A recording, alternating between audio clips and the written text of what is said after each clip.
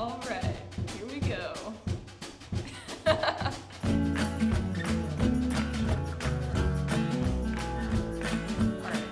My name is Kathryn Grace. I'm an artist signed to Rose Record Label Group, and today is the 1-year anniversary of the release of my single Cosmic Kind of Home.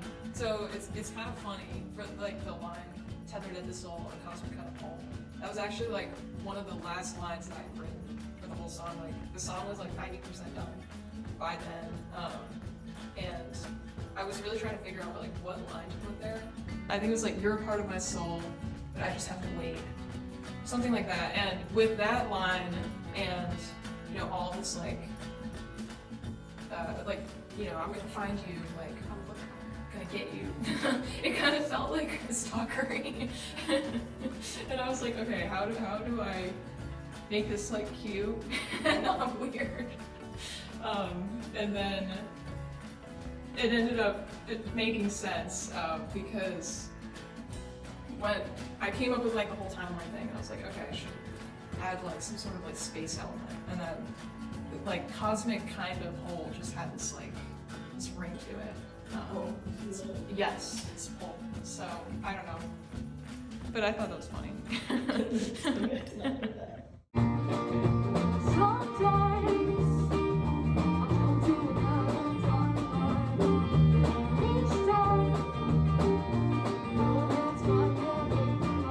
Yeah, here we have in the label we have this class called artist development.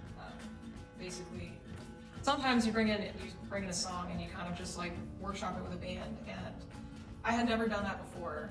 I had only I wrote Cosmic completely by myself. Every other song that I had written was always completely by myself, and it was just kind of this like really magical experience to hear it for the first time with drums and bass, and Sean McLowry really, he just kind of, by leading the band and you know, imagining what the drums should be playing at a certain point and you know, directing it.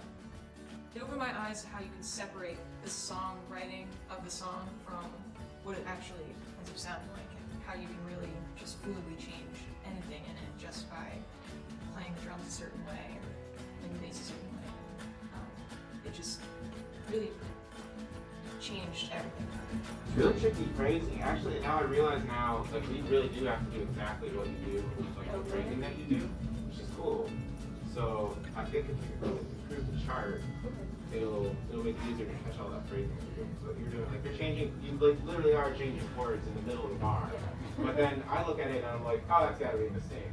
But then I hear you, and I'm like, no, that's actually the real thing. Yeah. So yeah, cool. So it's really funny because I had no idea that any of that stuff was going on when I was writing it or when I wrote it. It wasn't until we started playing it with the band that we were trying to play it, and everybody else in the band was like, something doesn't make sense.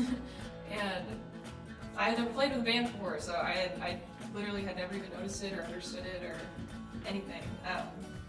And it was really funny because we probably spent like 20 minutes alone in the beginning of the rehearsals, just all 5 people in the team plus the band, like trying to count the solo, and me just kind of sitting there like, I don't really know what's going on. I don't know what you guys are doing. I mean, I knew what they were doing, but I don't know. It was interesting. It was very interesting. And once the time changes really like lined out, it just made the song so much more. I don't know. It really just makes you feel like you're like jumping timelines. Can you talk about your producer, Justin Matthews, how he influenced this record, and what it was like working with him in Ford Productions? It was awesome working with Justin. I mean, he's a genius. It was, like I said, it was really interesting, especially because a lot of his mindset about recording was very different from mine. And it's kind of funny because a lot of the time we butt heads because I think a lot of the stuff that he wanted to do was just like get in there and make it happen because he knew it was going to sound good no matter what we did. And then we'd have these like stupid little fights over, you know, like what microphone is going to sound good on it, and I don't know. But Justin did a really great job. I mean, he imagined everything that I could not have imagined. He, like, all of the stomps and claps and stuff, that was like all Justin's idea, and the tambourine, and Justin did all the editing, and which we actually recorded the song without click track. So for Justin to be able to do all the editing without the click track is just, it's a sign of a very good producer and somebody who clearly really knows what he's doing. Yeah, I give Justin like 90% of the credit for the sound of the song. So drums was Anthony Campbell. You might know him in his work with his band CPS, which is really funny because his band does like completely different music. But so it was pretty cool to hear Anthony do more folk stuff instead of this usual like thrash metal music. Dr. Sean McLowry played upright bass. He's a professor here. He's the overseer of Rose Record Label. So there were two producers on the song.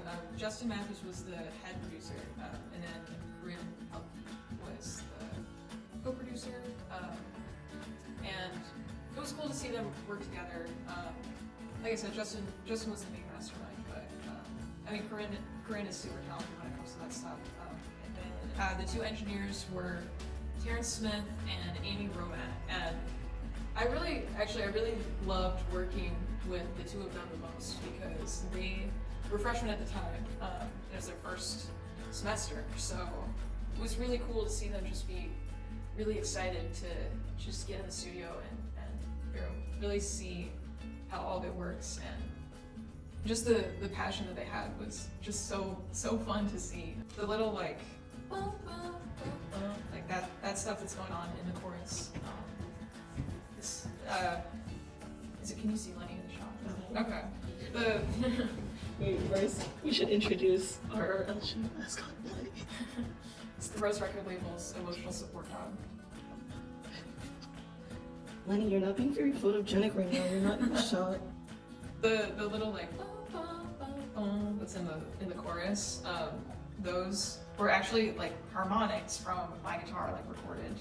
A lot of the time, what you do in the studio is you record drums and then you layer the bass over it, or usually you do it in layers, or at least that's one way to do it. But with this single, because the song was the band had to be so together, we decided to live track it all at once.